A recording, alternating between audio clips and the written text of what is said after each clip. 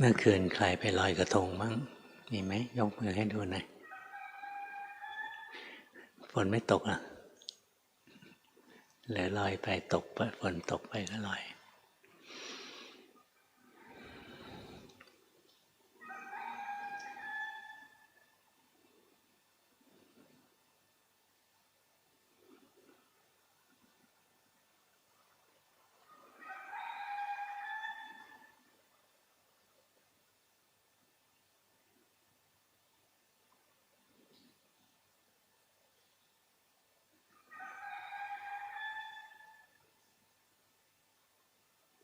หายใจไปรู้สึกตัวไป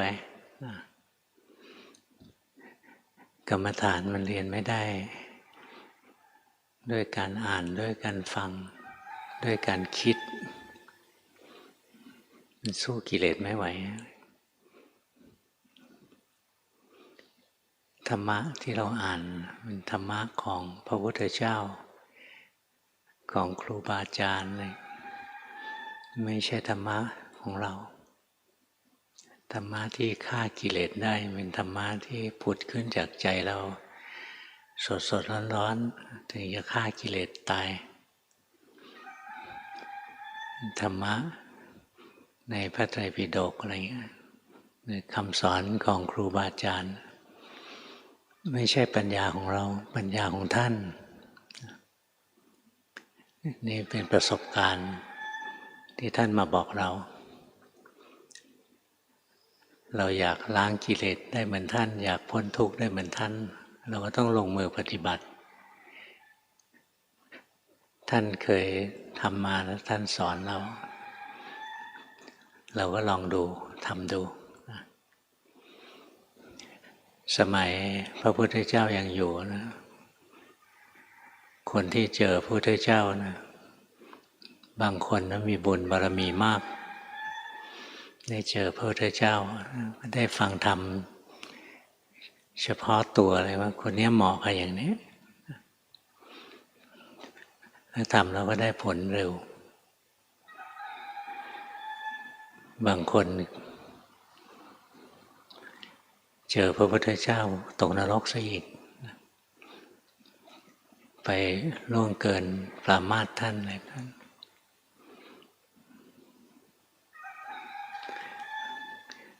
นี่ธรรมะที่พระพุทธเจ้าแสดงเฉพาะตัวบุคคลนะจะเป็นประโยชน์กับคนนั้นโดยตรง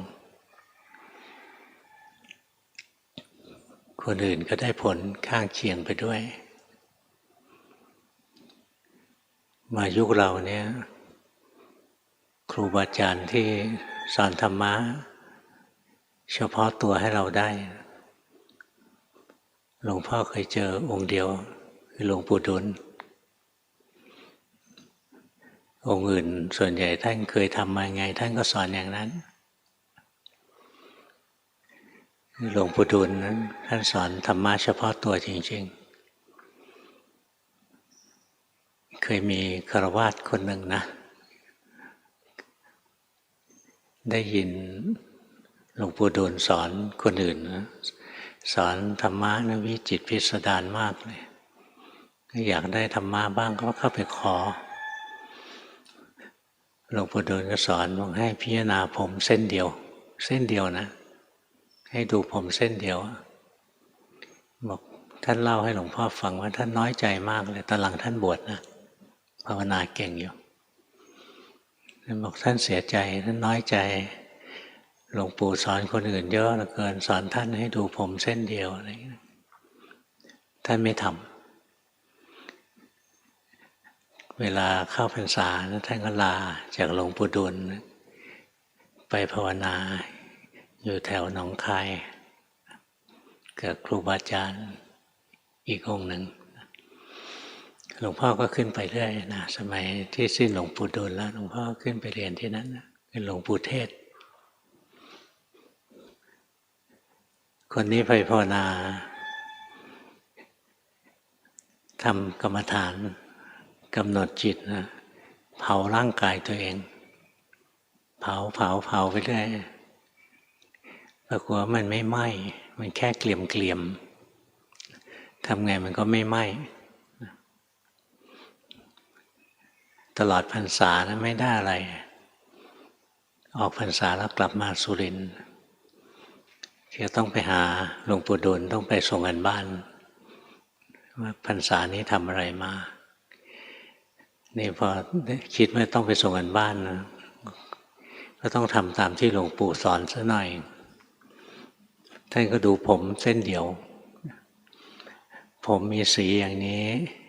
มีรูปร่างอย่างนี้มีสีอย่างนี้มีกลิ่นอย่างนี้ไม่เที่ยงเดี๋ยวเป็นผมสั้นก็กลายเป็นผมยาวยาวมากก็หลุดล่วงไป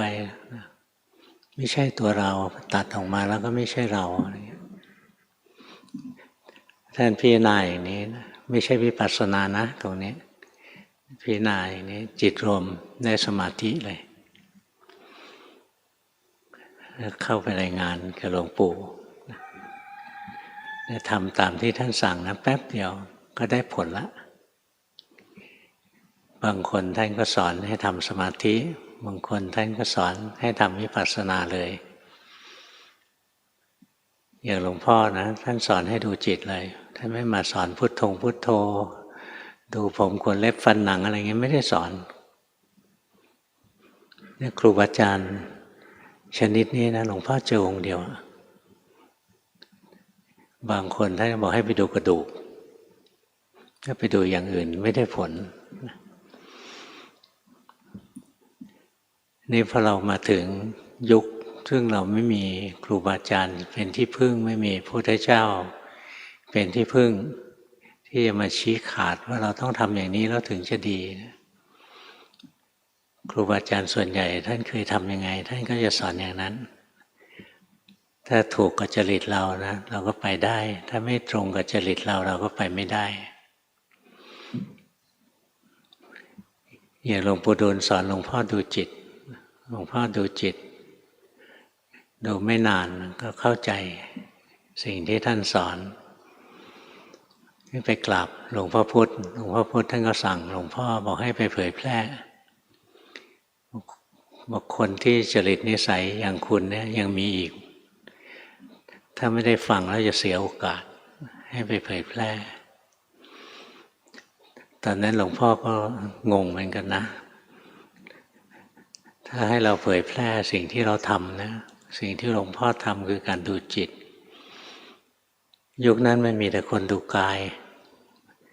ให้เราไปสอนดูจิตที่ไหนใครก็จะฟังหลวงพ่อไม่รู้จะทำยังไงนะหลวงพ่อเขียนประสบการณ์นะไปลงหนังสือโลกทิพย์ไปลงเขียนไป2-3 ตอนถือว่าเราได้ทำตามที่ครูบาอาจารย์สั่งเราก็เลิกเขียนไปนะใช้นามปากกานะไม่เอาชื่อจริงไม่ให้ที่อยู่ด้วยทั้งที่เขามีค่าตอบแทนให้ถ้าเขียนแล้วเขาให้ตังค์ถ้าเอาไปลงได้หลวงพ่อก็บอกเข้าไปเลยว่าช่วยเอาเงินไปทำบุญที่อื่นเราไม่อยากได้รับเงินจากธรรมะแล้วก็ไม่อยากให้เขารู้ว่าเราเป็นใครคนก็พยายามไปถามนะว่าคนนี้เป็นใครคนนี้เป็นใครบรรณาธิการเขาก็ตอบสงสัยว่าตอนนี้ท่านไปบวชแล้วล่ะคงอยู่ในป่าที่ไหนสักแห่งหนึ่งบางคนก็ไปถามหลวงพ่อพุธถามว่าคนนี้คือใครหลวงพ่อพุธท่านก็ไม่บอกว่าคือใครหรอกท่านบอกมาบ่อยๆที่เนี้ยแต่วันนี้ยังไม่มาท่านบอกงั้นไปนี่หลวงพ่อเห็นปัญหานะว่าการเรียนกรรมฐานนะถ้ามันไม่ถูกกับจริตเรามันพัฒนายากเพียงแต่คนยุคนี้เป็นกรรมฐานชนิดดูจิตเนี่ยมันเหมาะกับคนรุ่นใหม่เนี่ยรุ่นหลังๆเนี่ยคนรุ่นนี้เป็นพวกคิดมากเรียกว่าพวกทิฏฐิจริตเจ้าความคิดเจ้าความเห็นในตำราเขาก็สอนนะว่ากายานุปัสสนา สติปัฏฐานเวทนานุปัสสนาสติปัฏฐานสองอย่างเนี้ยเหมาะกับสมถะญาณิกเหมาะกับคนเล่นฌานจิตตานุปัสสนาสติปัฏฐานกับธรรมานุปัสสนาสติปัฏฐานเหมาะกับพวกทิฏฐิจริตพวกเจ้าความคิดเจ้าความเห็นยุคนี้คนเจ้าความคิดเจ้าความเห็นมันเยอะนะกรรมฐานที่มันเหมาะก็คือการดูจิตดูใจนั่นหลวงปู่ดูลท่านเคยพยากรณ์ไว้นะเมื่อปี26ท่านเคยบอกว่าต่อไปการดูจิตมันจะรุ่งเรืองในเมืองท่านเน้นว่าในเมืองคนเมืองควรอย่างพวกเราอย่างเงี้ยวันๆทำงานด้วยการใช้ความคิดโน้นคิดนี่ทั้งวันจะไปนั่งสมาธิให้จิตสงบแล้วมาดูกายดูเวทนาอะไรเงี้ยมันไม่มีวันสงบนั่งให้ตายสงบก็แป๊บเดียวเดี๋ยวก็ฟุ้งอีกกรรมฐานที่คนจิตไม่สงบพอจะทำได้ก็คือการดูจิตดูใจตัวเองแล้วหลวงปู่ดูลท่านบอกด้วยซ้ำไปท่านบอกกับหลวงพ่อเองตอนนั้นหลวงพ่อภาวนานะแล้วดูจิตอยู่เห็นจิตมันกังวลว่าถูกฝนดูไปจิตรวมเลยโลกธาตุเนี่ยดับไปร่างกายหายไปเหลือแต่จิตดวงเดียวก็ไปรายงานหลวงปู่บอกตรงนั้นจิตมันเข้าสมาธิท่านบอกนะว่าชนิดนี้สมาธินี่พอท่านบอกงั้นหลวงพ่อก็บอกท่านว่าผมไม่ได้นั่งสมาธินะผมดูจิตหลวงปู่ดูลบอกว่าการดูจิตนั้นมันจะได้สมาธิได้ฌานโดยอัตโนมัติท่านว่าอย่างนี้มันเป็นการดูจิตนะไม่เป็นการเจริญปัญญาไปเรียกว่าปัญญานำสมาธิเจริญปัญญาอย่างถูกต้องแล้วสมาธิจะเกิดขึ้นเองถ้าดูกายนะต้องใช้สมาธินำปัญญาแต่ว่าพอละเอียดเข้าไปนะสติสมาธิปัญญาละเอียดเข้าไปเนี่ยโดยเฉพาะถ้าทรงฌานชำนิชำนาญก็จะสามารถเจริญปัญญาในขณะที่ทรงฌานอยู่ได้เรียกปัญญากับสมาธิควบกันในยุคนี้หาคนทำได้ไม่มากแล้วทำได้น้อยเพราะว่าเข้าฌานไม่ได้คนที่จะเจริญปัญญาในฌานได้ต้องมีวสีสี่ข้อหนึ่งชำนาญในการเข้าฌานต้องการจะเข้าก็เข้าได้รวดเร็วข้อสองชำนาญในการทรงอยู่ในฌานอย่างพวกเราบางทีนั่งจิตรวมปุ๊บแล้วก็กระเด้งออกมาเลยอันนั้นไม่ชำนาญที่จะทรงอยู่ในสมาธิอันที่สามชำนาญในการเจริญปัญญาในสมาธิการเจริญปัญญาในสมาธิต้องดูจิตเราจะดูองค์ฌานที่เกิดดับอย่างเราเห็นวิตกวิจารเกิดขึ้นตั้งอยู่ดับไปเห็นปีติเกิดขึ้นตั้งอยู่ดับไปเห็นสมาธิเกิดขึ้นตั้งอยู่ดับไปเห็นอุเบกขาเกิดขึ้นตั้งอยู่ดับไปอะไรเนี่ยเห็นปีติเห็นสุขเห็นอุเบกขาเกิดขึ้นตั้งอยู่ดับไปทวนขึ้นทวนลงที่ขึ้นไปฌานที่สี่แล้วถอยลงมาฌานที่สองก็มีนะไม่ใช่ต้องเรียงตามแถวนะชำนาญเนี่ยเข้าฌานที่หนึ่งปุ๊บโดดขึ้นฌานที่แปดก็ได้ไม่ใช่ต้องเรียง1 2 3 4 5 6 7 8แล้วเวลาถอยไม่ใช่8 7 6 5 4 3 2 1ไม่จำเป็นถ้าฝึกนะเข้าฌานที่หนึ่งแล้วขึ้นฌานที่สามอะไรเงี้ยต่อไปฌานที่สี่ลงมาฌานที่สองอะไรเงี้ยก็ทำได้พวกเราทำไม่ได้หรอกนะใจเราฟุ้งซ่านกรรมฐานอย่างนั้นมันเหมาะกับคนซึ่งเคยทำมาในอดีตชาติก่อนๆก็ได้ฌานมาชำนิชำนาญแล้ว อย่างพวกเราจะมาหัดเข้าฌานไปไม่รอดอย่างหลวงพ่อเห็นนะบางที่ท่านสอนอานาปานสติ16 ขั้น16 ขั้นเนี่ยถึงที่สุดแห่งทุกข์เลยนะ4 ขั้นแรกเนี่ยเป็นเรื่องของกาย4 ขั้นที่สองเป็นเรื่องของเวทนา4 ขั้นที่สามเป็นเรื่องของจิตตานุปัสสนา4 ขั้นสุดท้ายเป็นเรื่องของธรรมานุปัสสนางั้นในอานาปานสติเนี่ยทำเต็มรูปแบบนะจะครอบคลุมสติปัฏฐาน4ทั้งหมดเลยนะเป็นกรรมฐานสุดยอดจริงๆนะคำสอนอย่างนี้มีอยู่ในพระไตรปิฎกอานาปานสติสูตรครูบาอาจารย์บางองค์ท่านก็เอามาสอนหลวงพ่อไม่เห็นใครทำได้เลยส่วนใหญ่ฌานที่ 1ก็ไม่ผ่านนะอย่าว่าแต่ฌานสูงขึ้นไปนี่ถ้ายังเข้าฌานไม่ได้ก็มาดูกายดูเวทนาเนี่ยลำบากใจมันจะฟุ้งมันดูไม่ไหวดูกายมันก็เห็นเวทนานะไม่เห็นกายนี่ตัวทุกข์ทั้งนั้นเลยสมาธิไม่พอทนความทุกข์ในกายไม่ไหวเดี๋ยวก็จิตก็ถอนออกมาแล้วทนไม่ได้งั้นถ้าเราสมาธิเราไม่มากพอเราก็ทำไปแบบคนยากคนจนนะทำมาหากินแบบคนจนเก็บเล็กผสมน้อยดูจิตดูใจของเราไปอย่างเมื่อวานหลวงพ่อก็สอนทำกรรมฐานสักอย่างหนึ่งนะแต่ไม่ได้มุ่งไปที่ความสงบให้ทำกรรมฐานสักอย่างหนึ่งที่เราถนัดทำแล้วก็คอยรู้ทันจิตตัวเองเช่นหายใจเข้าพุทหายใจออกโทจิตฟุ้งซ่านรู้ว่าฟุ้งซ่านหายใจเข้าพุทหายใจออกโทจิตสงบรู้ว่าจิตสงบหายใจเข้าพุทหายใจออกโทจิตมีความทุกข์รู้ว่ามีความทุกข์หายใจเข้าพุทหายใจออกโทจิตมีความสุขรู้ว่ามีความสุขจิตหายใจแล้วจิตเป็นกุศลก็รู้หายใจแล้วจิตเป็นอกุศลก็รู้เช่นหายใจเข้าพุทหายใจออกโทแล้วก็โลภอยากให้จิตรวมนี่โลภละรู้ทันว่าจิตโลภหายใจไปแล้วหงุดหงิดมันทำไมไม่รวมสักทีไม่สงบสักทีรู้ว่าหงุดหงิดหายใจเข้าพุทหายใจออกโทแล้วใจลอยไปคิดเรื่องอื่นแล้ว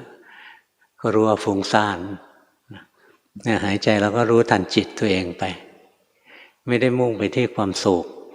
ไม่ได้มุ่งไปที่ความสงบไม่ได้มุ่งไปที่ความดีแต่มุ่งรู้ทันจิตใจของตนเองตรงที่เรารู้ทันจิตตนเองนะมันจะกลายเป็นจิตสิกขาสิ่งที่ได้คือสมาธิเพราะฉะนั้นเราดูจิตในเบื้องต้นเนี่ยมันจะเป็นสมาธินะต้องระวังนะบางคนบอกดูจิตทำวิปัสสนายังไม่เป็นหรอกดูจิตในขั้นต้นๆเนี่ยจิตยังไม่มีตัวผู้รู้ที่แท้จริงมันยังทำวิปัสสนาไม่ได้มันยังแยกขันธ์ไม่ออกงั้นเบื้องต้นเราหายใจไปพุทโธไปหรือทำกรรมฐานไปแล้วรู้ทันจิตไปตรงที่รู้ทันว่าจิตมันไปทำงานอย่างโน้นทำงานอย่างนี้มันรู้สึกอย่างนั้นรู้สึกอย่างนี้เรารู้เท่าทันสภาวะนะที่กำลังเป็นอยู่ตามความเป็นจริงเนี่ยจิตกำลังฟุ้งซ่านจิตกำลังโกรธจิตกำลังโลภรู้ทันโดยเฉพาะอย่างยิ่งจิตกำลังหลงจิตหลงเนี่ยเกิดบ่อยที่สุดหลงไปคิดถ้าเรารู้ทันสิ่งที่กำลังเป็นสภาวะที่กำลังเป็นถูกต้องจริงๆนะจิตผู้รู้จะเกิดขึ้นแต่ครูบาอาจารย์ท่านไม่ได้สอนอย่างหลวงพ่อนะส่วนใหญ่ท่านก็สอนอันเดียวไปดูจิตทำงานทุกชนิดแล้วก็มีสติรู้แล้วก็เกิดจิตผู้รู้อะไรเงี้ยมันยากไปสำหรับพวกเราเพราะเอาอันเดียวก็พอจิตหลงไปคิดแล้วรู้จิตหลงไปคิดแล้วรู้อันนี้ส่วนใหญ่ท่านจะมุ่งมาที่จิตคิดอย่างหลวงพ่อเทียนนะสอนขยับมือไปแล้วก็สอนให้จิตมันไปคิดก็รู้เอานะไม่ใช่ขยับมือเพื่อจะขยับมือนะจะดูท้องพองยุบก็ได้ดูท้องพองยุบแล้วจิตมันหนีไปคิดก็รู้จิตมันไหลไปอยู่ที่ท้องก็รู้ดูแล้วรู้ทันจิตถ้ารู้ทันจิตถูกต้องตรงตามความเป็นจริงนะจิตที่หลงทั้งหลาย หลงไปดูหลงไปเพ่งอะไรทั้งหลายมันดับหมดมันจะเกิดจิตผู้รู้ขึ้นโดยอัตโนมัติเนี่ยพอเราได้จิตผู้รู้เนี่ยคือจิตมันมีสมาธินะในขั้นต้นแล้วสมาธิอันเนี้ยเดินวิปัสสนาได้แล้วเป็นคณิกะสมาธิไม่ต้องคิดถึงอัปปนาหรอกแค่คณิกะเอาให้ได้ก็แล้วกันไม่ใช่ง่ายนะเรื่องของสมาธิแต่คณิกะเนี่ยไม่ยากคนทั่วๆไปพอทำได้งั้นเราทำกรรมฐานสักอย่างหนึ่งนะจิตไหลไปแล้วรู้ไหลไปแล้วรู้เนี่ยทุกครั้งที่รู้ทันนะจิตจะตั้งมั่นขึ้นชั่วขณะเรียกว่าเป็นคณิกะสมาธินี่พอมันตั้งทีขึ้นนะมันจะมีความรู้สึกเหมือนเรารู้ตัวอยู่ตลอดเวลาต่อเนื่องที่จริงจิตไม่ได้รู้ตัวต่อเนื่องหรอกจิตที่รู้ตัวเกิดแล้วก็ดับแต่จิตดวงต่อไปที่เกิดเนี่ยก็เป็นจิตที่รู้ตัวอีกเกิดแล้วก็ดับแล้วก็เกิดจิตที่รู้ตัวอีกมันเลยเหมือนรู้ตัวได้ยาวใช่ไหมอย่างหลวงพ่อนะฝึกเข้าสมาธิแล้วก็ตอนหลังมาเล่นอย่างนี้แหละที่หลวงปู่ดูลท่านสอนดูจิตดูใจตัวรู้มันก็โดดเด่นขึ้นมาครูบาอาจารย์อย่างหลวงปู่สิมนะท่านเรียกหลวงพ่อว่าผู้รู้เป็นฉายาที่ท่านให้นะว่าผู้รู้คือไม่ใช่ผู้หลงไม่ใช่ผู้ไหลไปในโลกของความคิดเป็นผู้รู้ผู้ตื่นผู้เบิกบานทำไมมันรู้ได้นะเพราะสติมันเร็วใจมันไหลไปคิดปุ๊บรู้ทันปั๊บใจมันก็ตั้งมั่นเด่นดวงขึ้นมาเนี่ยเพราะงั้นเราหัดดูจิตดูใจเราเข้าฌานไม่เป็นนะไม่ได้อัปปนาไม่ได้อุปจาระก็ไม่ใช่ง่ายนะอย่างเราต้องเล่นกรรมฐานอย่างถ้าเล่นกรรมฐานที่มีปฏิภาคนิมิตนะอย่างลมหายใจหรือเพ่งกสิณดินน้ำไฟลมอะไรเงี้ยมันจะมีปฏิภาคนิมิตเราต้องย่อได้ขยายได้นะแสงนะดวงสว่างนะอันนั้นถึงจะเรียกว่าเราได้อุปจาระซึ่งพวกเรายังทำไม่ได้หรอกแค่นั้นก็ทำไม่ได้อย่าว่าแต่เข้าฌานเป็นอัปปนาสมาธิเลยงั้นเราก็คล้ายๆคนยากคนจนนะไม่คิดเรื่องคิดทำธุรกิจ10,000 ล้านเริ่มต้นก็10,000 ล้านก็เจ๊งอีก10,000 ล้านนั่นแหละนะเป็นหนี้เรายังยากจนเราก็ทำเล็กๆน้อยๆของเราค่อยๆสะสมแต้มของเราไปเดี๋ยววันหนึ่งก็รวยขึ้นมาได้นะรวยด้วยศีลด้วยธรรมงั้นเราทำกรรมฐานนะจิตเคลื่อนแล้วรู้จิตเคลื่อนแล้วรู้เคลื่อนไปคิดก็รู้เคลื่อนไปเพ่งอารมณ์กรรมฐานก็รู้เนี่ยสองตัวเนี่ยตัวหัวโจกเลยนะโดยเฉพาะเคลื่อนไปคิดในสุดจิตเราจะตั้งมั่นเป็นผู้รู้ผู้ตื่นผู้เบิกบานขึ้นมาพอจิตตั้งมั่นแล้วเราเจริญปัญญาด้วยกายก็ได้ด้วยเวทนาก็ได้ด้วยจิตก็ได้ด้วยธรรมก็ได้บางท่านมีทฤษฎีนะว่าเป็นพระโสดาเนี่ยต้องดูกายนะพออยากเป็นพระสกทาคาให้ดูเวทนานะอยากได้อนาคาให้ดูจิตอยากเป็นพระอรหันต์ให้ดูธรรมก็น่าฟังดีนะแต่ไม่ตรงกับที่พระพุทธเจ้าสอนบางท่านก็บอกว่าดูกายไปจนถึงพระอนาคาแล้วค่อยไปดูจิตต่อเป็นพระอรหันต์นะอันนั้นท่านก็คุยมาท่านแล้วก็เล่ามาจากประสบการณ์นะประสบการณ์ของท่านถูกไหมถูกของท่านนะแต่ในตำรับตำราเนี่ยบอกว่าสติปัฏฐานสี่เหมือนประตูเมือง4 ด้าน4 ทิศเข้าประตูไหนก็เข้าได้แล้วล่ะคือเจริญกายานุปัสสนาก็ถึงพระนิพพานได้เจริญเวทนานุปัสสนาก็ถึงนิพพานเจริญจิตตานุปัสสนาก็ถึงนิพพานเจริญธรรมานุปัสสนาก็ถึงนิพพานนะทางใดทางหนึ่งก็ทำได้ตัวอย่างก็มีพระอานนท์เนี่ยเจริญกายานุปัสสนานะจนจบพระโมคคัลลาสารีบุตรเนี่ยเจริญเวทนานุปัสสนาพระอนุรุตเนี่ยเจริญจิตตานุปัสสนาอย่างพระพุทธเจ้าเราเนี่ยเจริญธรรมานุปัสสนานั้นมีตัวอย่างให้ดูทำได้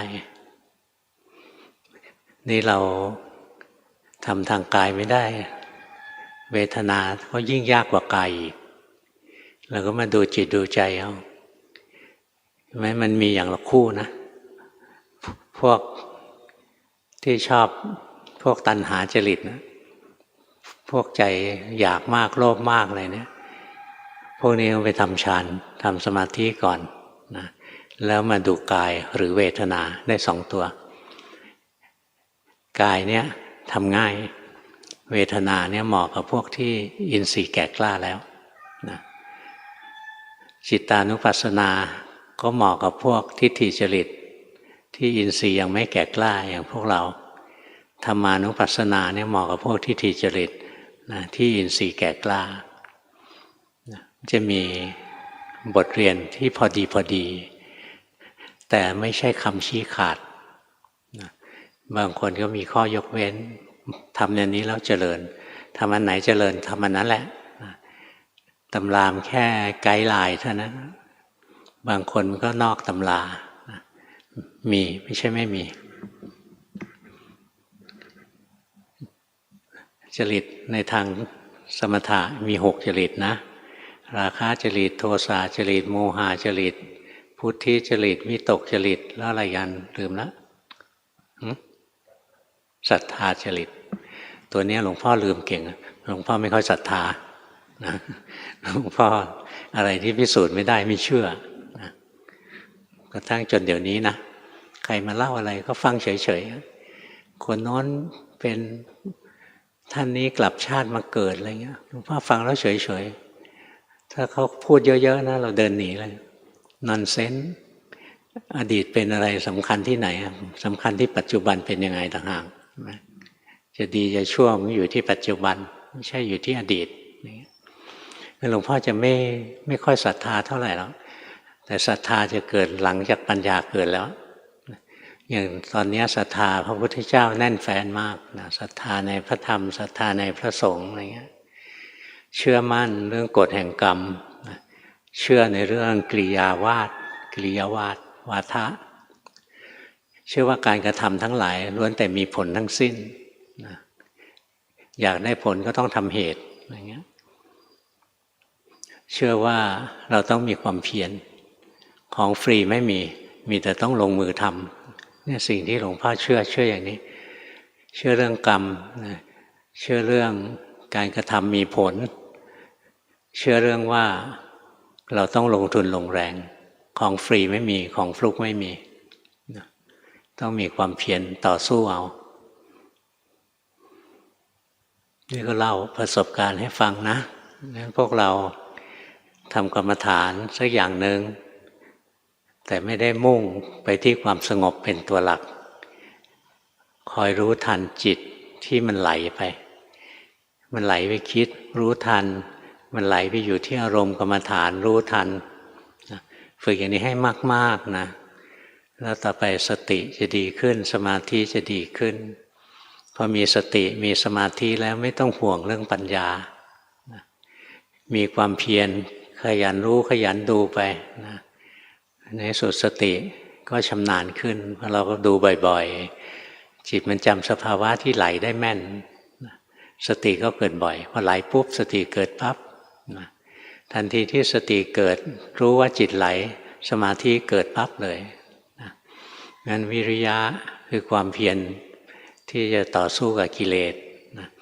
คอยรู้ทันกิเลสสักตัวหนึ่งตัวที่แนะนำวันนี้ก็คือตัวหลงจิตมันไหลไปแล้วรู้ไหลไปแล้วรู้เนี่ย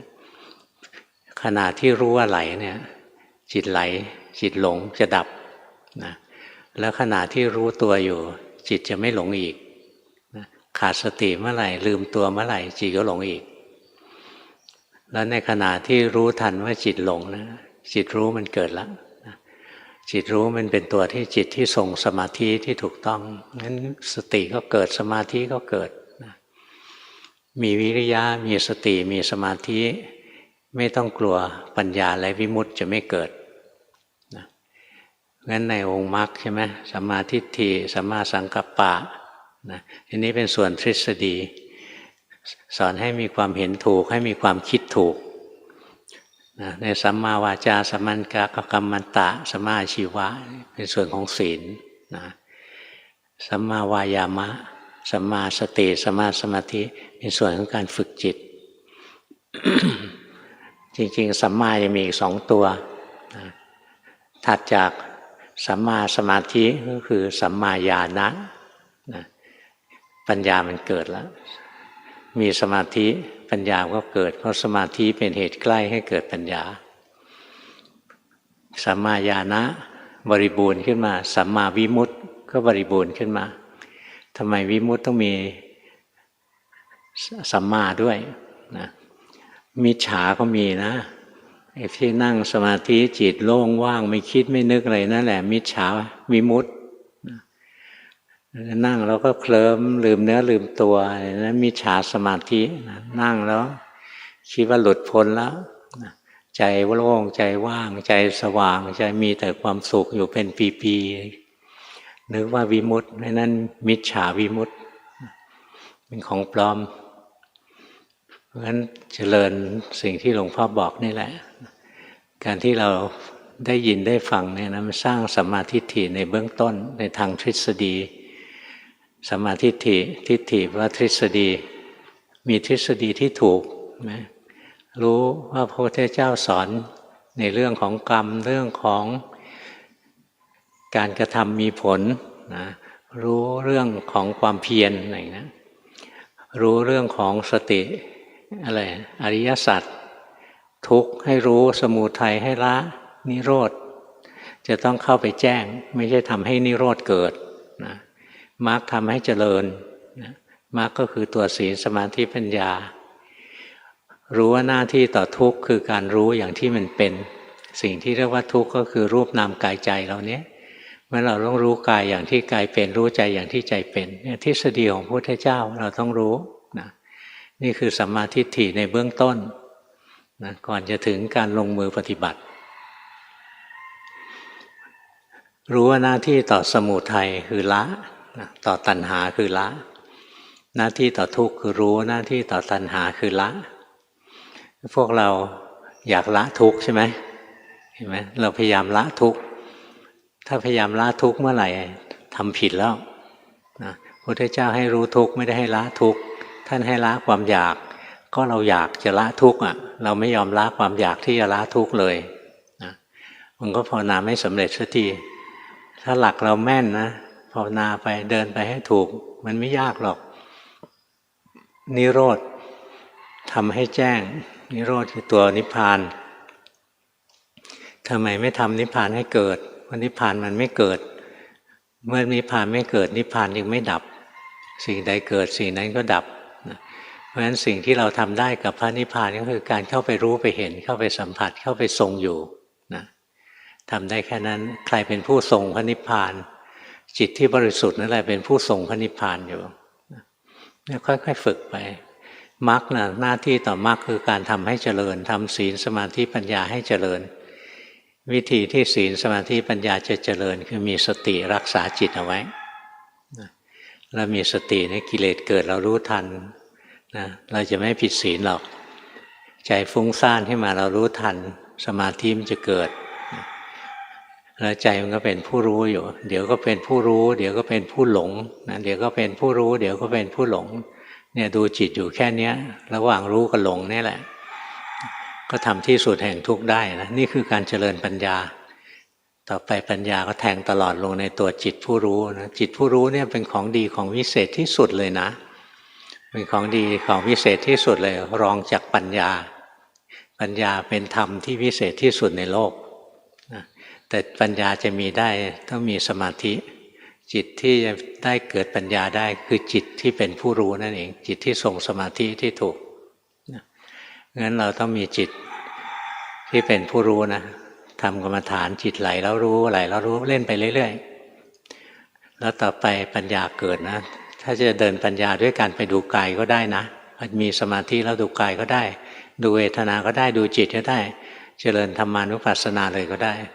อย่างที่หลวงพ่อแนะนำเนี่ยจิตหลงแล้วรู้หลงแล้วรู้เนี่ยอยู่ในจิตตานุปัสสนาจิตมีโมหะรู้ว่ามีโมหะจิตไม่มีโมหะรู้ว่าไม่มีโมหะท ทำไมเน้นมาที่โมหะเพราะราคะโทสะจะเกิดได้ก็เพราะโมหะถ้าไม่มีโมหะก็ไม่มีราคะโทสะตีก็ตีหัวหน้ากิเลสเลยหัวหน้ากิเลสก็คือโมหะนี่แหละไปตีกับมันทำไมริ้วล้อมันตีก็ตีหัวหน้ามันเลยนะให้มันแตกหักลงไปแล้วตัวโมหะnumber 1คือตัวอวิชชาอันนี้อย่าเพิ่งไปยุ่งกับมันมวยรุ่นเฮฟวีเวทนะเรายังฟลายเวทอยู่ไปชกให้ถูกคู่ไปชกอวิชชาตายคาที่เลยเพราะมองไม่เห็นอวิชชาดูยากที่สุดเลยนะอวิชชาเนี่ยอยู่ในจิตผู้รู้มาถึงจิตผู้รู้แล้วต่อไปจะรู้อะไรในจิตผู้รู้ยังมีความไม่รู้อะไรไม่รู้อริยสัจตรงนี้ใจมันแจ้งแล้วถึงจะเข้าใจตกลงต้องทำอะไรบ้างมีสติรักษาจิตตัวเองไว้อย่าไปทำผิดศีลใจฟุ้งซ่านมีสติรู้ทันสมาธิจะเกิดพอสมาธิเกิดจิตก็เป็นผู้รู้จิตเป็นผู้รู้ก็อย่าไปรักษาไว้มันเป็นผู้รู้อยู่ประเดี๋ยวประดาวมันก็เป็นผู้คิดเป็นผู้รู้ประเดี๋ยวหนึ่งก็เป็นผู้ไปเพ่งนะเป็นผู้รู้เดี๋ยวก็เป็นผู้หลงไปดูหลงไปฟังหลงไปคิดอะไรเงี้ยสารพัดจะเปลี่ยนให้เห็นนะตัวผู้รู้เองก็เอาเป็นที่พึ่งไม่ได้เพราะไม่เที่ยงตัวผู้รู้เอาเป็นที่พึ่งยังไม่ได้นะเพราะบังคับไม่ได้เห็นอย่างนี้นะมันถึงจะวางตัวจิตผู้รู้ได้ถ้าวางจิตผู้รู้ได้ก็ไม่มีอะไรให้วางอีกแล้วล่ะมันก็จบกันตรงนั้นแหละค่อยๆฝึกไปเริ่มต้นตั้งแต่มีสติคอยรู้เท่าทันจิตตัวเองไปกิเลสอะไรเกิดแล้วรู้ไปนะโดยจิตหลงไปคิดแล้วรู้ไปฝึกอยู่อย่างนี้ฝึกให้มากๆนะอย่ามีข้ออ้างนะตอนนี้ขอไปเล่นเน็ตสัก3 ชั่วโมงเดี๋ยวจะมาดูอะไรโอ้ไม่ได้กินหรอกนะเวลาไปลอยกระทงเมื่อวานลอยกระทงกันนะบางคนก็จิตเป็นอกุศลนะลอยแล้วก็เคลิบเคลิ้มหลงไหลหลงโลกบางคนลอยกระทงวางใจไว้ดีลอยกระทงนะเพื่อบูชาพระพุทธเจ้าอะไรเงี้ยอย่างนี้ก็ดีบางคนก็ทำวิยาวัจจะไมยนะเห็นพ่อแม่หรือปู่ย่าตายายหรือครูบาอาจารย์นะท่านแก่แล้วท่านไปลอยกระทงเองไม่ไหวเอากระทงไปบอกท่านเดี๋ยวไปลอยให้ท่านอะไรเงี้ยทำไม่ใช่เพื่อความสนุกสนานนะทำเพื่อให้ผู้ใหญ่มีความสุขอะไรเงี้ยอย่างนี้จิตเป็นกุศลเป็นวิยาวัจจะไมยนะเป็นบุญชนิดไม่ใช่กุศลเป็นบุญชนิดวิยาวัจจะไมยกุศลต้องฉลาดกุศลนั้นเป็นตัวสู้กิเลสบุญนั้นเป็นตัวอยู่กับโลกมีบุญแต่ไม่มีกุศลเนี่ยเยอะเลยมาทอดกฐินกันเนี่ยชอบนะกินเหล้าไปทอดกฐินไป บุญอะไรบุญก็ไม่ค่อยมีนะกุศลนั้นไม่ต้องพูดถึงเลยยากไหมวันนี้สอนยากไหมเมื่อวานสอนยากไปนิดหน่อยนะวันนี้สอนง่ายกว่าเมื่อวานพอสมควรแล้วใครจะส่งกันบ้านว่ามาสวัสดีครับหมายเลข 1ครับผมช่วงนี้เข้าใจว่าจิตอยู่ในช่วงเจริญปัญญาด้วยการเดินทุกข์ภาวนาในรูปแบบดูร่างกายใจก็เห็นทุกข์อยู่กับลมหายใจกลางอกมีความไหวสะเทือนอยู่ตลอดเวลาจิตผู้รู้ด้านบนมีขอบเขตมีดวงรู้สึกจิตมีน้ำหนักบางครั้งสมาธิมากขึ้นรู้สึกน้ำหนักมากขึ้นรู้สึกน้ำหนักเป็นการบีบคั้นเป็นทุกข์ผมคิดว่าจิตเห็นขันเป็นทุกข์แต่จิตเป็นกลางไม่ทุกข์ไปกับสภาวะที่เห็นขอถามหลวงพ่อว่าที่ทำอยู่จิตเจริญปัญญาเห็นทุกข์ด้วยความเป็นกลางแล้วใช่ไหมครับ ปฏิบัติแบบเดิมต่อไปเรื่อยๆได้ใช่ไหมครับปฏิบัติได้ดีอยู่แต่ยังไม่กลางจริงยังอยากกลางอยู่ยังอยากเป็นกลางก็ไม่เป็นกลางเลยดูออกไหมตัวเนี้ยมันยังอยากให้เป็นกลางเพราะงั้นใจยังอยากอยู่ยังมีตัณหาอยู่ยังมีความอยากอยู่นะทำสมถะบ้างใจฟุ้งไปทำสมถะหายใจเข้าพูดออกโทอะไรก็ทำไปนะแบ่งเวลาไว้ทำทุกวันนะ เดินปัญญารวดไปเดียวรวดทีเดียวเนี่ยไปไม่ได้จริงถึงจุดหนึ่งจิตจะกำลังไม่พอเพราะฉะนั้นทำสมถะทุกวันแบ่งเวลาไว้สักครึ่งชั่วโมงก็ยังดี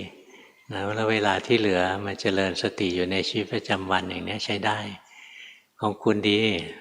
นะมันเห็นไอ้ตัวที่กลางอกมันไหวอยู่ได้เรื่อยๆดีแล้วละตัวรู้มันก็แยกอยู่ต่างหากแล้วก็ยังเห็นตัวรู้มีขอบมีเขตรู้สึกอึดอัดไหมมันถูกขังนะ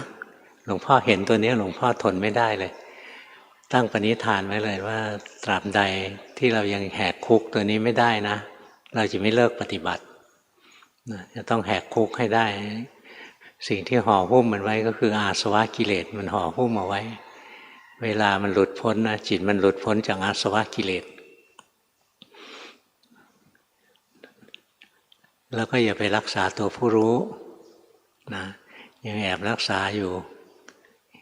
ก็แค่ว่ามันมีตัวผู้รู้แล้วก็เห็นตาหูจมูกลิ้นกายใจกระทบอารมณ์พอตาหูจมูกลิ้นกายใจกระทบอารมณ์ความสะเทือนก็เกิดขึ้นไม่ว่าจะกระทบอารมณ์ที่ดีกระทบอารมณ์ที่ไม่ดีก็กระเทือนขึ้นมาทั้งสิ้นนะเฝ้ารู้เฝ้าดูไปแล้วจะรู้ว่าในโลกนี้ไม่มีอะไรนอกจากทุกข์แล้วตัวรู้ว่าบางทีทำไมมันแน่นมันจงใจที่จะรู้มันจะแน่นนะจงใจที่จะให้รู้ตลอดเนี่ยเพราะงั้นเรายังไม่ได้เป็นกลางกับตัวรู้นะเรายังอยากให้ได้ตัวรู้ที่ดีตัวรู้ที่แจ่มชัดมันถึงได้แน่นขึ้นมาดีขยันภาวนาอย่างนี้ถูกใจหลวงพ่อต่อไปหมายเลข 6ครับหมายเลข 6มีวินัยในการทำในรูปแบบมากขึ้นรู้สึกว่าภาวนาเป็นธรรมชาติมากขึ้นช่วงนี้ชีวิตเจอทุกข์ทางโลกถาโถมเข้ามาเข้าใจว่าตนเองเห็นความจริงและจิตค่อยๆยอมรับได้มากขึ้นเห็นสภาวะโดยเป็นคนดูไม่จมอยู่ในสภาวะนานเห็นว่าตนเองพัฒนาขึ้นค่ะกราบขอบพระคุณค่ะถูกรับคำขอบคุณ ไม่ได้ถามอะไรนี่มาถามมาขอขอบคุณเฉยๆนะหนูดูอย่างขนาดนี้ใจเราอึดอัดใจเราแน่นๆเพราะมันตื่นเต้นแล้วเราไปข่มมันไว้นะรู้จิตใจของเราอย่างที่มันเป็นรู้ไปสบายๆนะแล้วเวลาชีวิตเรามีปัญหาเนี่ยบางครั้งใจก็จมเข้าไปถ้าใจจมลงไปก็อย่าไปทุกข์ร้อนนะเป็นกลางเพราะใจมันก็อย่างนี้แหละมันอยากจมมันก็จมนะพอใจเราเป็นกลางแล้วไม่ใช่ดีดตัวหลุดออกจากกองทุกข์ขึ้นมาเป็นคนดูเป็นคนรู้ทุกข์ได้เราภาวนาเราต้องรู้ทุกข์นะไม่ใช่จมอยู่กับทุกข์นะคนละโลกกันนะคนละเรื่องกันรู้ทุกข์เนี่ยคือจิตมันแยกออกมาต่างหากนะไอ้ตัวขันธ์ที่เป็นทุกข์มันอยู่ต่างหากต้องแยกขันธ์ได้ถึงจะเดินปัญญาได้งั้นถ้าจิตมันจมลงไปก็อย่าตกใจก็รู้ว่าตอนนี้จิตจมไปเราก็ภาวนาของเราไปเรื่อยๆไม่ได้มุ่งให้จิตหลุดออกมานะถ้าจิตเราเป็นกลางจริงๆมันดีดตัวหลุดออกมาเองนะแล้วจะเห็นนะโลกนี้มันจริงจังเฉพาะกับคนหลงนะทุกสิ่งทุกอย่างในโลกมันจริงจังเฉพาะกับคนหลงคนไม่หลงเนี่ยโลกนี้ก็เหมือนความฝันเท่านั้นเองฝันดีบ้างฝันร้ายบ้างเอาสาระแก่นสารอะไรไม่ได้ไปฝึกอีกไปนะความทุกข์ในโลกมันก็ไม่เที่ยงหรอกนะมันมาได้มันก็ไปได้เราอย่าไปหาความทุกข์เพิ่มขึ้นโดยการสะสมกิเลสก็แล้วกันหมายเลข 8ครับผมภาวนาทุกวันวันละ2 ชั่วโมงเดินจงกรมดูจิตที่เผลอคิดเห็นจิตที่โมโหว่าเผลอบางทีก็เฉยๆบางทีมีความสุขโชยมาก็รู้ว่าชอบ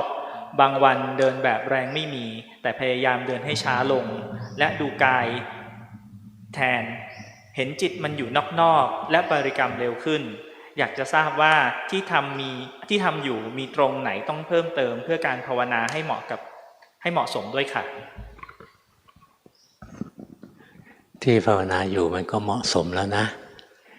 แต่ต้องรู้จักสภาวะตัวหนึ่งให้ชัดเจนสภาวะที่จิตออกนอกอย่างขณะนี้จิตออกนอกดูออกไหม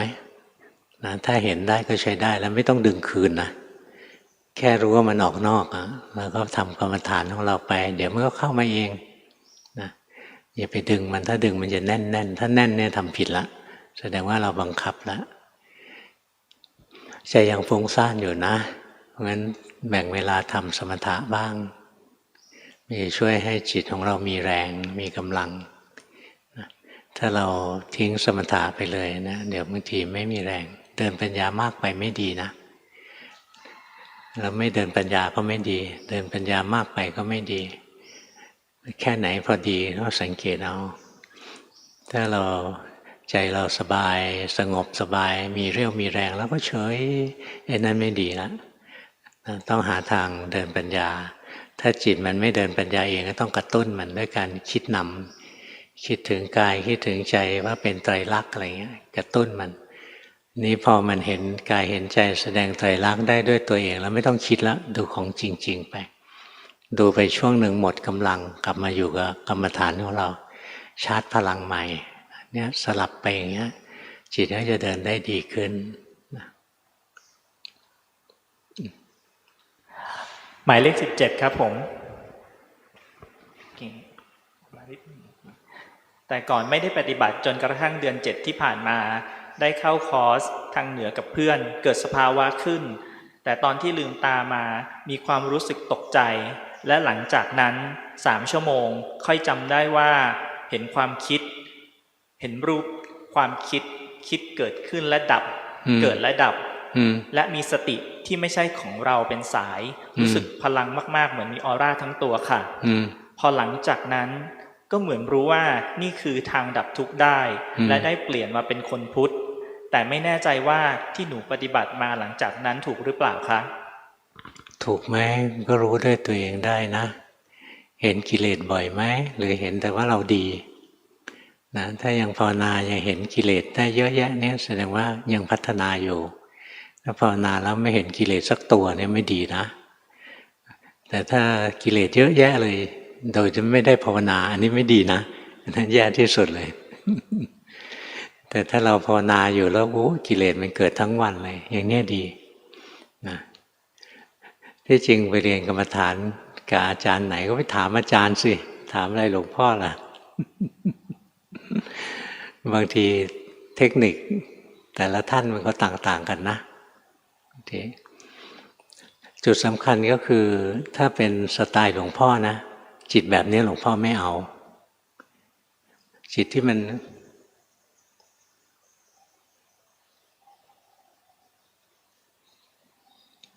ดูออกไหมเราบังคับมันอยู่บังคับมันให้มันนิ่งๆนะบังคับจิตอย่างนี้นะเวลาเห็นอะไรนะจะเห็นละเอียดยิบเลยนะเห็นได้เยอะเห็นได้ละเอียดยิบแต่ใจมันไม่ได้สบายใจมันไม่ได้ทรงสมาธิที่ดีเท่าไหร่หรอกมันเครียดอยู่หน่อยๆเนี่ยเรียนหลายสำนักมันจะงงนะไปถามอาจารย์ไป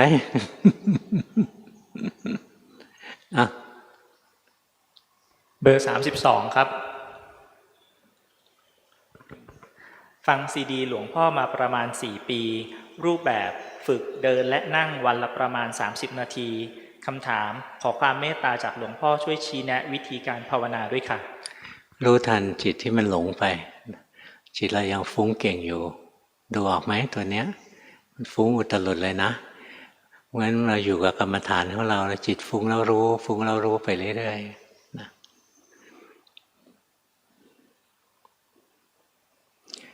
ดูออกไหมเวลาจิตมันหลงไปคิดอะไรเงี้ยรู้ไหมถ้ารู้ใช้ได้นะฝึกเรื่อยๆไปแล้วก็แบ่งเวลาทำในรูปแบบด้วยไปทำในรูปแบบก็ไม่ได้มุ่งที่สุขที่สงบที่ดีนะเป็นการฝึกสติฝึกสมาธิของเรานะจิตมันฟุ้งซ่านรู้ว่าฟุ้งซ่านอะไรเงี้ยมันก็ค่อยๆสงบเข้ามาอยู่ๆไปบังคับให้สงบไม่สงบหรอกนี่พอจิตมีเรี่ยวมีแรงแล้วเราก็เดินปัญญาต่อของหนูมันมุ่งเดินปัญญาเยอะไปสมาธิมันเลยไม่พอต่อไปนี้ก็พยายามทำความสงบบ้างนะสงบพอสมควรแล้วก็ออกไปดู สภาวะธรรมทั้งหลายเกิดดับเปลี่ยนแปลง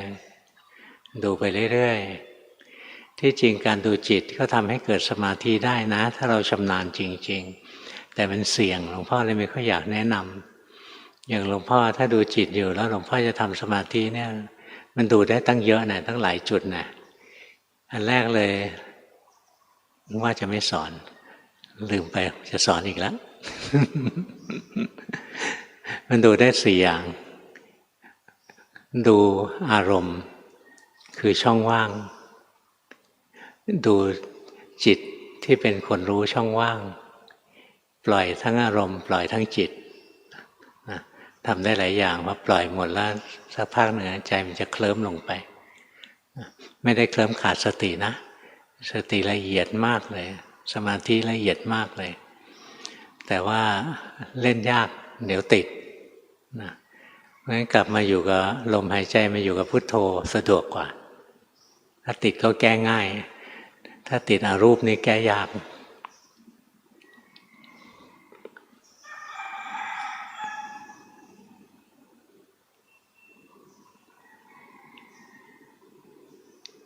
เห็นจิตที่มันขยับขยื่นไปมาไหม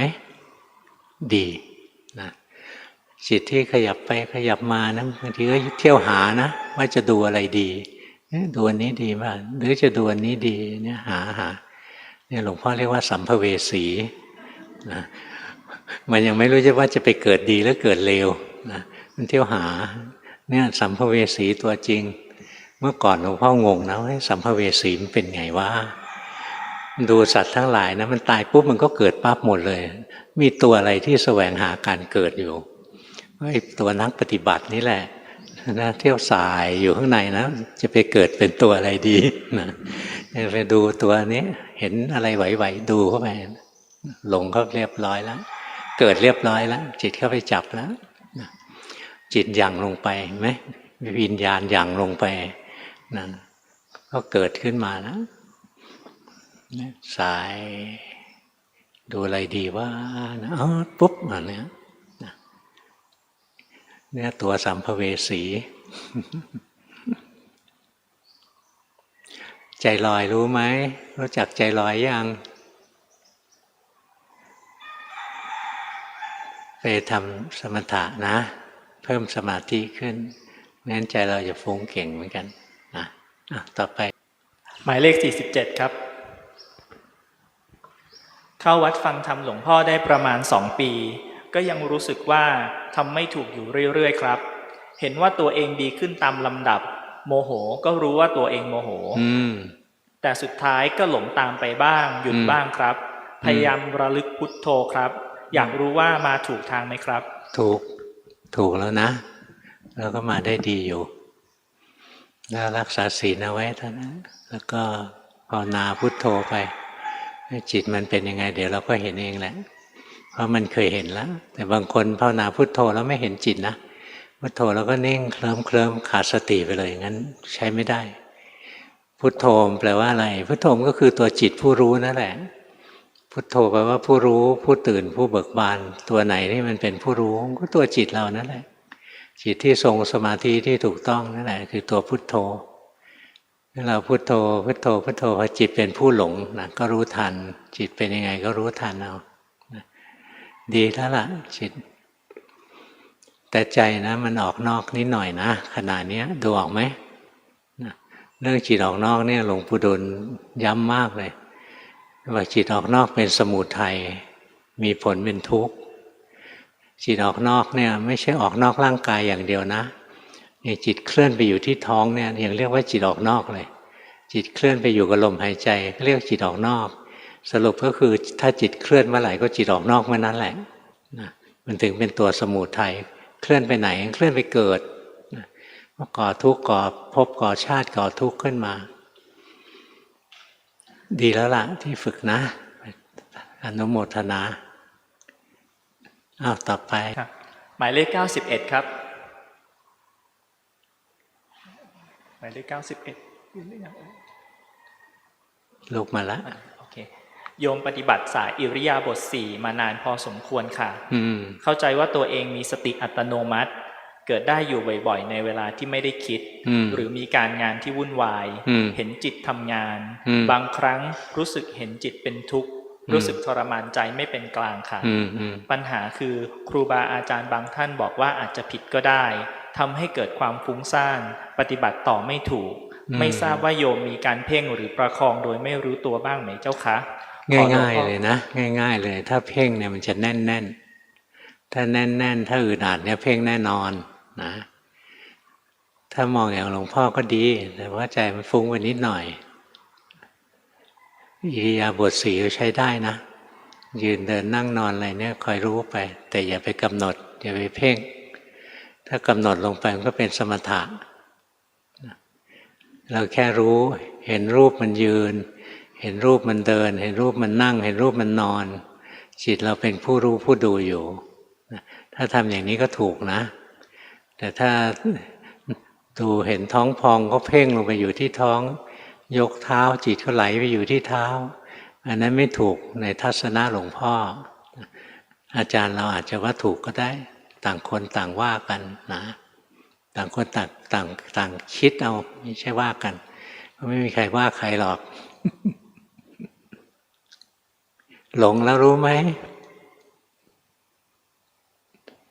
นะถ้ารู้ได้ก็ใช้ได้นะถ้าหลงแล้วรู้ก็ใช้ได้เพ่งแล้วรู้ไหมอึดอัดถ้าใจมันแน่นๆขึ้นมานั่นก็คือเพ่งนะเนี่ยคอยรู้ทันนะจนกระทั่งมันไม่เผลอมันไม่เพ่งเพ่งเกิดจากอยากดีถ้าความอยากดีมีอยู่การเพ่งก็มีอยู่นะ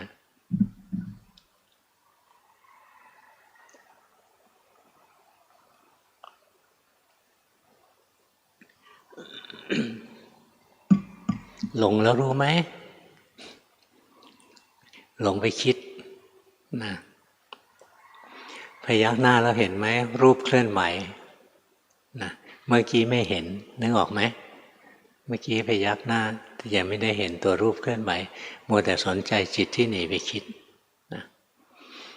จิตมันรู้อารมณ์ได้ครั้งละอย่างเดียวถ้ามันรู้รูปมันก็ไม่รู้นามมันรู้จิตใจมันก็ไม่รู้รูปอย่างเงี้ยเรื่องธรรมดาไปรู้ทีเดียวสองอย่างเป็นไปไม่ได้รู้ทีละอย่างทีละอย่างตอนนี้จิตไปคิดทราบไหมจิตคิดแล้วรู้บ่อยๆนะใช้ได้ภาวนาไปเถอะที่ภาวนาอยู่ใช้ได้หมายเลข100ครับผมคนสุดท้ายตอนนี้ติดเพ่งค่ะในรูปแบบใช้กรรมฐานเคลื่อนไหวระหว่างวันรู้สึกตัวบ้างขอหลวงพ่อแนะนำการปฏิบัติค่ะใหม่ๆมันก็เป็นอย่างนั้นแหละเริ่มต้นมันก็เพ่งทุกคนแหละอย่างคนทั่วไปที่เขาไม่เคยภาวนาเนี่ยจิตเขามีแบบเดียวคือหลงเงี้ยทั้งวันพอเราหัดภาวนานะหัดมารู้ตัวหัดมาดูจิตดูใจก็จะมี3สภาวะหลงไปรู้ว่าหลงแล้วก็เพ่งเป็นทุกคนแหละต่อไปพอชำนาญมากกว่านี้มันจะหลงไปแล้วรู้หลงไปแล้วรู้เหลือ2 อันแล้วแต่ภาวนาสุดขีดไปแล้วก็เหลือแต่รู้มันไม่หลงแล้วเพราะงั้นเราจะหลงบ้างก็ไม่ใช่เรื่องแปลกเป็นเรื่องธรรมดาธรรมชาติอย่าหลงนานเท่านั้นแหละถ้าเรามีเครื่องอยู่เราจะไม่หลงนานยกเว้นหลงไปในตัวเครื่องอยู่นะอย่างบางคนขยับมืออย่างเงี้ยแล้วหลงอยู่กับมือดูท้องหลงอยู่กับท้องดูลมหลงอยู่กับลมอะไรเงี้ยมีไม่ใช่ไม่มีเยอะด้วยนะถ้าจิตเราไหลไปตรงไหนเรารู้ทันไว้ก็จะไม่หลงคนโบราณเรียกดีนะเรียกว่าหลงไหลหลงแล้วไหลไป มันไหลจริงๆเนี่ยมันไหลได้นะเก่งมากนะพ่อตายแต่จิตแข็งแรงขนาดนี้ดีความตายเป็นเรื่องธรรมดาของโลกถ้าไม่ตายแย่เลยไม่ตายแล้วแย่มากเลยยังไม่สบายนะแล้วไม่ตายสักทีนะโอ้ยทรมานทั้งคนป่วยทั้งคนเฝ้าอะไรลูกหลานกลุ้มใจ ความตายบางทีก็เป็นความเมตตาของธรรมชาติอย่างคนที่ภาวนาไม่เป็นนะไม่รู้จะพ้นทุกข์ยังไงนะก็ตายไปเกิดใหม่แล้วไปทุกข์เอาใหม่นะคล้ายๆผลัดผ่อนออกไปแล้วคนภาวนาเป็นนะก็ดูไปใครมันตายรูปมันตายรูปมันแตกนะจิตไม่เกี่ยวดูไปเรื่อยๆจิตเองเกิดดับไปเรื่อยๆนะมีกระแสของกรรมหล่อเลี้ยงไว้นะก็ไหลไปตามกระแสของกรรมนะใจมันไม่ทุกข์หรอกหลวงพ่อตอนเตี่ยหลวงพ่อตายนะหลวงพ่อเบิกบานนะไม่ได้มรดกสักบาทเลยนะแต่ว่าเบิกบานเราเห็นความจริงแล้วชีวิตมันเป็นอย่างนี้พระพุทธเจ้าสอนถูกนะมีตัวอย่างคือพ่อเราตายให้ดูคนเราเกิดแก่เจ็บตายดีอย่างนี้ดีของหนูนั่นใจลอยแล้วรู้สึกไหมรู้สึกเหลืออยู่4 นาทีเดี๋ยวจะว่าหลวงพ่อโกงหายใจไปหายใจแล้วรู้ทันจิตตัวเองไปที่จริงนะทำกรรมฐานสายไหนนะไม่มีนัยยะหรอกนะหลักให้แม่นเท่านั้นแหละจะดูอิริยาบถ4ก็ใช้ได้พระพุทธเจ้าก็สอนเพียงแต่ต้องมีจิตที่เป็นผู้รู้ไปรู้อิริยาบถ4นะอย่างทางอภิธรรมก็จะสอนกันนะรูปมันเดินนามเป็นคนรู้นะเขาพูดถูกนะรูปมันเดินนามเป็นคนรู้ไม่ใช่เราเดินนะไม่ใช่อะไรก็รู้ก็ไม่รู้นะเดินแล้วก็เพลินไปหลงไปใช้ไม่ได้รูปมันเคลื่อนไหวนามเป็นคนรู้นามก็คือตัวจิตเป็นคนรู้นะงั้นถ้าไม่มีตัวผู้รู้ขึ้นมาไม่มีผู้รู้ทำกรรมฐานไม่ได้จริงหรอกมันแยกธาตุไม่ออกแยกขันธ์ไม่ออกเวลาเดินมันก็เห็นเราเดินแต่ถ้ามีจิตผู้รู้เวลาเดินก็เห็นรูปมันเดินเวลาโกรธนะเราจะเห็นความรู้สึกโกรธมันเกิดไม่ใช่เราโกรธนะจะแยกออกไปความรู้สึกโกรธไม่ใช่เราหรอกเป็นของถูกรู้นะเพราะฉะนั้นการที่เรามีตัวผู้รู้ออกมานะถ้ามีตัวผู้รู้ออกมาไปทำกรรมฐานอะไรก็ได้ที่เนื่องด้วยกายด้วยใจใช้ได้หมดเลยไม่มีสายไหนดีกว่าสายไหนหรอกมันถูกด้วยกันหมดนะแต่ถ้าไม่มีตัวหนึ่งเป็นผู้รู้อยู่อันนั้นทำอะไรก็ผิดทั้งนั้นแหละนะอาจารย์บางท่านก็สอนนะรูปมันเดินนามเป็นคนรู้อะไรเงี้ยรูปมันนั่งนามเป็นคนรู้รูปหายใจนามเป็นคนรู้ไหมเขาไม่ได้สอนให้รู้ลมหายใจนะเขาสอนเห็นร่างกายนี่มันหายใจใจเป็นคนรู้แต่เขาพูดภาษาที่ฟังยากหน่อยถ้าพูดภาษาฟังแล้วมนุษย์ธรรมดาอย่างเราฟังได้เห็นไหมร่างกายมันนั่งอยู่รู้ไหมร่างกายนั่งอยู่ยากไหมขณะนี้นั่งอยู่รู้ไหมใครไม่รู้ยกมือสิไม่รู้ก็บ้าแล้วนะของง่ายๆเท่านี้เองเห็นไหมธรรมะนะมันง่ายแต่เราไปพูดซะจนมันสับสนยุ่งยากศัพท์เทคนิคมากมายจนไม่รู้เรื่องภาษาธรรมะที่เราใช้ทุกวันนี้นะมันคือภาษาสมัยรัชกาลที่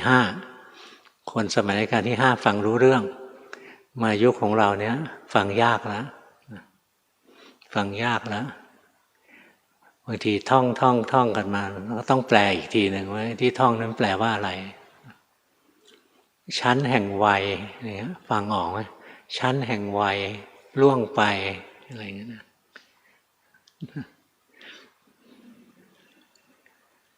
ภาษามันยากไปเพราะภาษาเนี้ยต้องปรับไปเรื่อยๆนะให้คนรู้เรื่องแต่ภาษาหลักต้องคงไว้ไม่ให้เพี้ยนตัวบาลีต้องเรียนกันนะไม่งั้นพอแปลแล้วมันเพี้ยนออกไปจากคำสอนดั้งเดิมการเรียนบาลีอะไรนี่สำคัญนะพระที่เรียนบาลีนี่หลวงพ่อนับถือเลยท่านรักษาคำเพียไว้แต่คนที่แปลภาษาไทยเนี่ยยังแปลภาษารัชกาลที่5อยู่แปลออกมาแล้วก็ไม่มีใครรู้เรื่องด้วยรู้กันอยู่ไม่กี่คนหลวงพ่อยังต้องพยายามตามเรื่องภาษาเลยนะยังพยายาม ต้องฟังว่าเด็กรุ่นนี้มันพูดว่าอะไร อย่างคำว่ามโนอย่างเงี้ยมโนใจมันเอาไปแปลซะเสียเลยเมื่อก่อนมีหลายคำนะเวียนเทียนเงี้ยเสียไปคำหนึ่งใช่ไหมมีหลายคำเลยทำเสียหมดนะเพราะฉะนั้นภาษามันเปลี่ยนแต่ธรรมะเปลี่ยนไม่ได้สื่อที่ใช้สอนเปลี่ยนได้ต้องเปลี่ยนด้วยแต่เนื้อหาธรรมะต้องไม่เปลี่ยนนี่หลวงพ่อบอกทีมมูลนิธินะบอกว่าไปปรับไปเปลี่ยนได้แต่เนื้อหาธรรมะเปลี่ยนไม่ได้เทคนิคในการเผยแพร่ต้องปรับเปลี่ยนอย่างจะไปพิมพ์ใบลานแจกเนี่ยมีใครเขาอ่านแล้วพิมพ์หนังสือเป็นพับๆแจกนะไปตั้งไว้บนแท่นนะเวลาจะอ่านไหว้ก่อนหยิบลงมาค่อยๆพลิกนะอะไรเงี้ยมีใครเขาอ่านแล้วเดี๋ยวนี้เขาอ่านใน iPad iPhone อะไรก็ต้องเอาธรรมะเข้าไปในสิ่งเหล่านี้หมดเวลาพอดีแล้วเชิญ